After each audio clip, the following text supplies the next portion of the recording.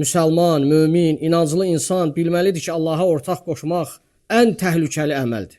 Hər bir müsəlman həyatında ümumiyyətlə Allahın qəzəbinə gətirəcək hər bir günahdan çəkinməlidir. Xüsusilə də Allaha ortaq qoşmaqdan çəkinməlidir. Çünki elə bir günahdır ki, yəni Allah qatında bağışlanmaz olan bir günahdır. Yəni müsəlman iman gətirən insanın qəlbində hərislik olmalıdır bu günahdan çəkinməyə. Qəlbində istək olmalıdır bu günahdan çəkinməyə. Çünki elə bir günahdır ki, Allaha ortaq qoşmaq əbədiyyən insanın cəhənnəmə daxil olması üçün səbəbdir. Çünki ən təhlükəli günahdır əziz qardaşlar. Şirk, Allaha ortaq qoşmaq günahların içərisində ən böyük, ən əzəmətli günahdır və həmçinin ən böyük cinayətdir Allaha qarşı.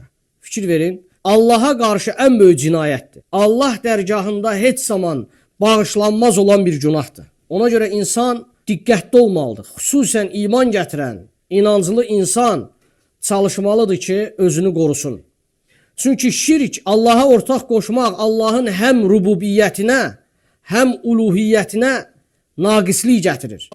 Ona görə də mömin bilməlidir ki, şirk elə bir günahdır ki, hər şeyə qadir olanı, hər şeyə gücü çatanı və hər şeyi idarə edəni aciz olanla bərabər tutmaqdır. Fikir verin, nə qədər əzəmətli günahdır.